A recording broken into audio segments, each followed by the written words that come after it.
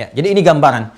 Kalau diikuti ini khutbah, khutwat, jadi khata. Tuh lihat ya rangkaian katanya ini. Ya, rangkaian katanya. Khata'un. Kalau banyak dilakukan, ya perbuatannya nanti akhta. Kalau diikuti jadi salah. Yang mengikutinya perbuatannya jadi akhta. Ya, akhta'a yukhti'u. Perhatikan ya. Awas nih. Ini konsepsinya khutbah. Ini langkahnya khutbah. Jamaknya khutwat. Kalau diikuti langkah setan bermaksiat ini jadi kesalahan. Khata. Baik ya. Saya bicara sifatnya salah. Perbuatannya disebut su namanya. Ya kan? Inna nafsa la'ammaratum bisu. Seperti pernah saya terangkan. Perbuatan dari kesalahan ini disebut akhta'a namanya. Ya. Khata, akhta'a.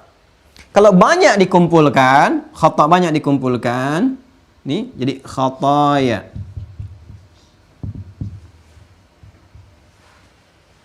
Fokus, ya. Jadi pelan-pelan sampai kita mengerti apa yang kita lakukan selama ini.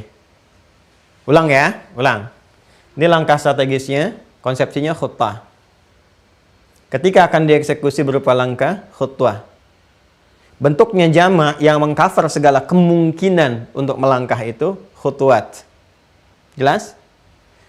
Setan dilekatkan dengan ini, khutwat, wala tattabi'u khutuwatis syaitan. Ya kan?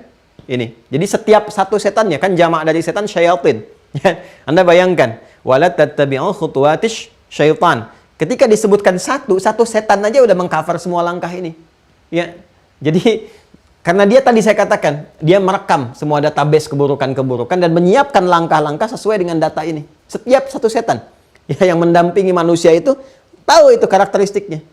Jadi setiap satunya udah punya berbagai langkah. Kalau diikuti, keluar kesalahan. Khata. Sudah? Baik ya, perbuatan yang mengikuti ini disebut akhta. Awas, hati-hati ya. Baik, kalau diikuti terus-menerus, mengeluarkan bentuk jamak dari kata khata, khataya namanya. Jelas? Baik, sampai nanti dibikin lupa kita dengan ketaatan-ketaatan.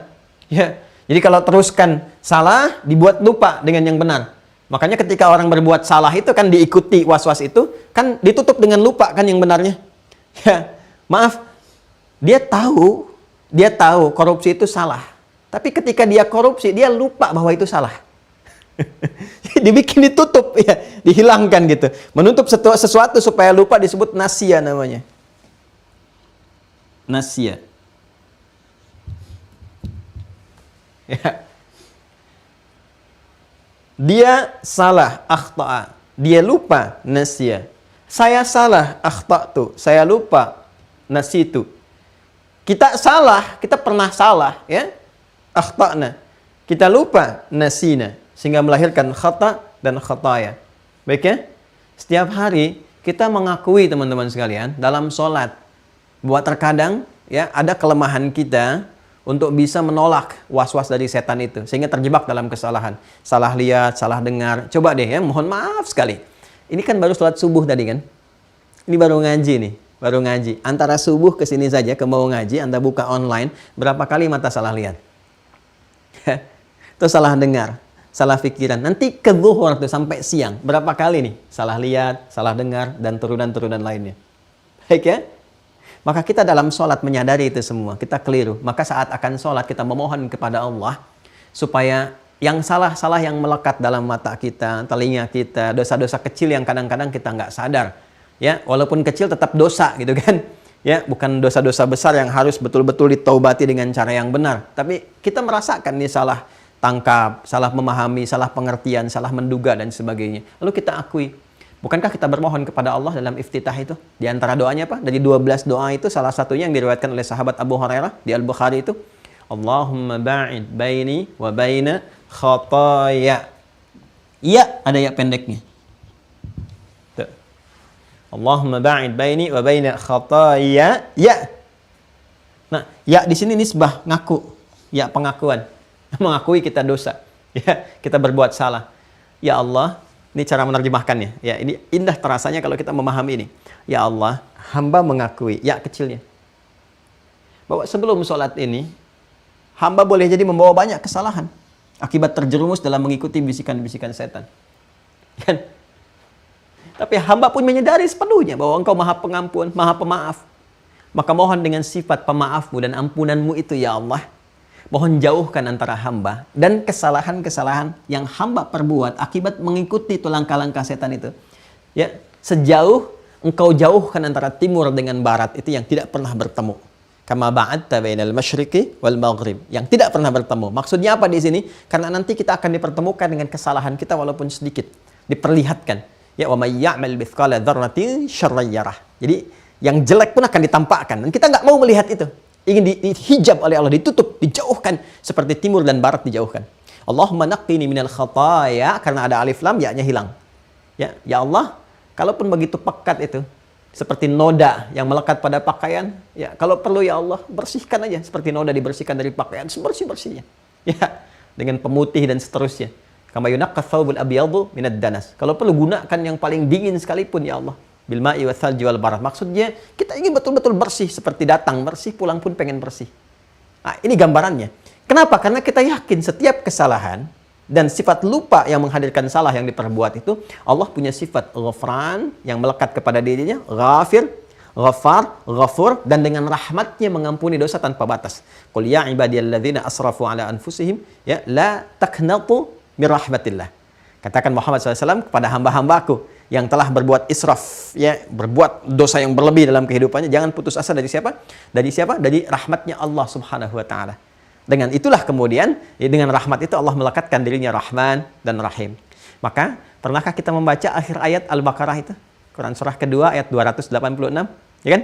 La yukallifullahu nafsan illa wus'aha. Laha ma kasabat. Ya, kalau benar ujian dilakukan, Allah tidak menguji dengan perintah, dengan larangan kecuali sesuai dengan kemampuan hamba. Kalau benar ditunaikan perintah, dijauhi larangan, dia dapat pahala. Laha ma kasabat.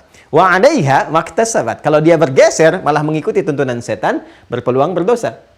Ya, maka sebelum dosa itu kemudian terbawa sampai ke akhirat, hapuskan dengan bermohon kepada Allah. Rabbana la tu'akhidna in nasina, ini nasiya, au akhtana. Jelas? Ya kan? In nasina au akhtana. Ini. Rabbana ولا تحمل علينا إصرا كما حملته على الذين من قبلنا ربنا ولا تحملنا ما لا طاقة لنا به واعف عنا العفو واغفر لنا غافر غفار dan غفور وارحمنا رحيم رحمن أنت مولانا فانصرنا على القوم الكافرين. Ini gambarannya teman-teman sekalian. Jelas ya? Nah, ini saya ingin berikan gambaran bagaimana langkah-langkah strategik yang disiapkan oleh setan untuk menggoda setiap anak cucu Adam agar dia bergeser dari ketaatan kepada apa? Maksiat. Nah, ada kalanya seperti kita bahas terdahulu, setan tuh nggak langsung masuk kepada diri kita secara pribadi. Ya. Dia kan punya 3 cara. Pada diri kita langsung, dibisikkan pada jiwa lewat fujur itu, was-was. Kalau nggak tembus itu, lewat sekitaran yang terdekat.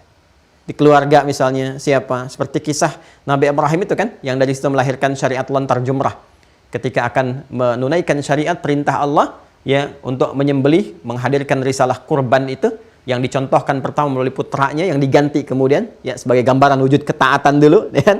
Ya, mau nggak nih menghadirkan cinta kepada Allah lebih dibandingkan dengan cinta terhadap apapun, dikerjakan oleh Nabi Ibrahim, ya, atas motivasi support-nya juga dan kekuatan Nabi Ismail alaihissalam. Ya, setelah itu apa yang terjadi? Yang terjadi diganti kan, ya, dengan satu hewan, kibshin azim, ya, kibas yang besar, sembelihan yang besar, menunjukkan kualitas terbaik kalau kita mau berkorban. Ya, tapi prosesnya tidak hanya semudah langsung korban begitu, tidak. Ke Nabi Ibrahim dulu, ya kan? Kuat beliau datang ke terdekatnya, ya, ke istrinya dulu, ya, Sayyidah Hajar, digoda, dikuatkan lagi, lontar lagi kan, ke yang paling jauh ke Ismailnya dan seterusnya. Ya. Maka demikian adanya 3 langkah itu ditempuh. Kadang-kadang kita sudah kuat, keluarga dekat kita kuat. Persoalannya adalah lingkungan sekitaran. Ini dibuat kompleks di situasinya.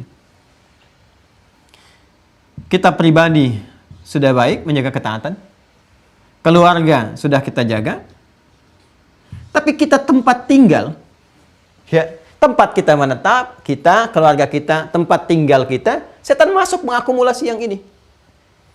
Digoda, bahkan dengan segala perangkat kehidupannya. Jadi, Mulai apa yang kita saksikan dari orang-orang berinteraksi, perilaku mereka, bahkan perangkat-perangkat hidup yang sudah ada, ya. Ini semua yang kita interaksikan dalam kehidupan kita bersama keluarga ini sudah mulai mengganggu nih.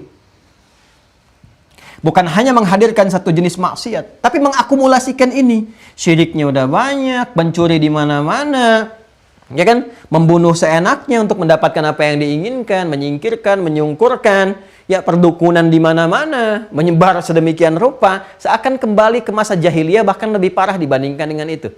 Ya, saya sering gambarkan Fir'aun itu se-Fir'aun-Fir'aunnya, dia bunuh anak itu, setiap yang lahir, kalau lahir laki-laki dia eksekusi. Kalau dikhawatirkan terjadi seperti yang dukunnya pernah ramalkan, bahwa akan ada satu anak yang menghancurkan kerajaannya, lalu dari situ justru setan masuk untuk memprovokasi.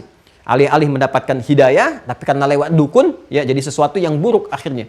Jadi setiap ibu yang mengandung, dampingi. Ada yang mengawasinya, ada intelnya sekaligus algojonya. Begitu lahir, kelihatan laki-laki, langsung disembelih di hadapan ibu yang baru melahirkannya. Itu gambaran di Quran surah kedua Al-Baqarah ayat 49. Kalau perempuan masih diberikan kesempatan, silahkan hidup. Wa yastahyuna nisa'akum, silahkan. Ya. Wa idh najjaynakum min ali fir'auna yasumunakum su'al 'adzab yudzabbihuna abna'akum wa yastahyuna nisa'akum. Jadi Firaun se-Firaun-Firaunnya ya bertindak seburuk-buruknya, sekejam-kejamnya, tapi di antara kekejaman yang terjadi pada yang bersangkutan itu dan koleganya, dia masih membiarkan yang perempuan hidup. Jahiliyah sebaliknya. Jahiliyah sejahiliyah-jahiliyahnya tungguin dulu sampai lahir. Kalau lahir perempuan, dilawan dari Firaun itu jahiliyah. Ya, umatnya Abu Jahal dan kawan-kawannya itu. Ya, jadi kalau lahirnya perempuan, itu kalau ada ibu, mohon izin, maaf ya Bu ya, kalau mengisahkan tentang ini. Itu seorang ibu yang tengah mengandung itu di samping tempat tinggalnya, udah disiapkan satu lubang kuburan. Anda bayangkan. Memang tegangnya luar biasa. Jadi kalau lahir laki-laki, mereka senang, langsung semangat. Wah ini mulia keluarga itu. Tapi kalau lahir perempuan, langsung dikubur di lubang itu. Dia katakan aib. Jadi ini lawan paradoksnya langsung yang perbuatan Fir'aun. Kalau Fir'aun lahir perempuan, boleh laki-laki eksekusi. Ini sebaliknya. Lahir laki-laki hidup, perempuan eksekusi.